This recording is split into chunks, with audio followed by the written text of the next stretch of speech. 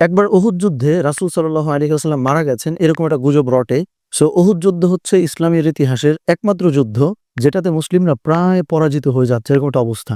So already সাহাবায়ে কেরাম রাদিয়াল্লাহু তাআলা আনহুম আজমাইন কিন্তু বিমর্ষ অবস্থায় পড়ে আছেন, মন খারাপ করে আছেন। সো এর মধ্যে যখন এই ঘোষণা আসছে যে নবী মুহাম্মদ সাল্লাল্লাহু আলাইহি ওয়াসাল্লাম শহীদ হয়েছেন, তখন কিন্তু তাদের বিমর্ষ হওয়ার অবস্থা বা ডিপ্রেশনটা আরো বেড়ে যায় বা তারা একদম হতাশ হয়ে যুদ্ধ ছেড়ে টেরে তারা একরকম বসে আছে এরকম অবস্থা। সো এই সিচুয়েশনের মধ্যে আনাস ইবনে নদর রাদিয়াল্লাহু তাআলা আনহু আসছেন। তো এসে সাহাবীদেরকে জিজ্ঞেস করতেছেন যে, "কি ব্যাপার তোমরা এমনি বসে আছো কেন?" তো বলতেছে যে, যার নেতৃত্বে হচ্ছে যুদ্ধ করলাম, লড়াই করলাম, তিনি তো চলে গেছেন, তিনি তো মারা গেছেন, আমরা আর কি করব? তখন আনাস ইবনে নদর রাদিয়াল্লাহু তাআলা আনহু এমন একটা কথা বলেন যেটা আমরা আমাদের লাইফের প্রত্যেকটা ফেজে কাজে লাগাইতে পারি। যে আনাস ইবনে নদর রাদিয়াল্লাহু তাআলা আনহু তখন বললেন যে, "যেই মিশন তাওহীদের যে মিশন, যেই মিশন বাস্তবায়ন করতে গিয়ে আমাদের নবীজি শহীদ হয়ে গেছেন, সেই মিশন বাস্তবায়নে এখন তো আমাদের ডাবল শক্তি নিয়ে লড়াই করা উচিত।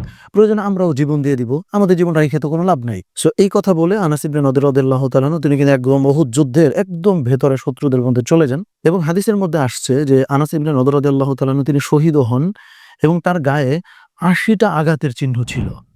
যেই মিশন বাস্তবায়ন করতে গিয়ে আমার নবী চলে গেছেন, সেই মিশন বাস্তবায়ন করতে গিয়ে দরকার আমি শহীদ হয়ে যাব। সো এই কথা বলে যখন আনাস রাদিয়াল্লাহু তাআলা আনহু শহীদ হয়ে গেলেন, তখন কিন্তু অন্যদিকে সাহাবায়ে কেরাম রাদিয়াল্লাহু তাআলা আনহুম আজমাইন তারাও কিন্তু আগের মতো ওই দর্পণে আবার হচ্ছে তারা আগায় যায় এবং হচ্ছে লড়াই করতে থাকে এবং একটা পর্যায়ে তারা সকলেই জানতে পারে যে রাসূল সাল্লাল্লাহু আলাইহি ওয়াসাল্লাম তিনি কিন্তু মারা যান নাই। সো এই ঘটনার খুব গুরুত্বপূর্ণ ২ টা লার্নিং আমি সবসময় পাই যে ব্যক্তিগত জীবনে আমাদের লাইফে সবসময় কিন্তু ভালো টাইম যায় না।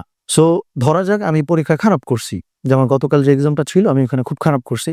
তবে ফেইল আসবে। সো ফেইল আসার কারণে হওয়া উচিত এইটা যে আমি আরো ডাবল ভালো করব, যে আমি যে ফেইল করলাম এটা যেন মুছে যায়, এটা যেন গুছে যায়। কিন্তু সেইখানে আমরা উল্টা ডিপ্রেসড হই। যখন আমরা একটাই খারাপ করি তখন ওই ডিপ্রেশনের কারণে আরো অনেক জায়গায় ব্যাড পারফর্ম করি। সো এইটা একটা জিনিস আমি এই ঘটনা থেকে লার্নিং পাই যে লাইফে খারাপ টাইম যখন আমাদের চলে ওই টাইমে আরো বেশি পরিশ্রম করা উচিত ভালো টাইম আনার জন্য। ২ নম্বর আরেকটা জিনিস হলো রাসূলুল্লাহ সাল্লাল্লাহু আলাইহি ওয়াসাল্লাম এই লার্নিংটাও আমাদেরকে দিলেন যে ইসলামটা মূলত আল্লাহ প্রদত্ত।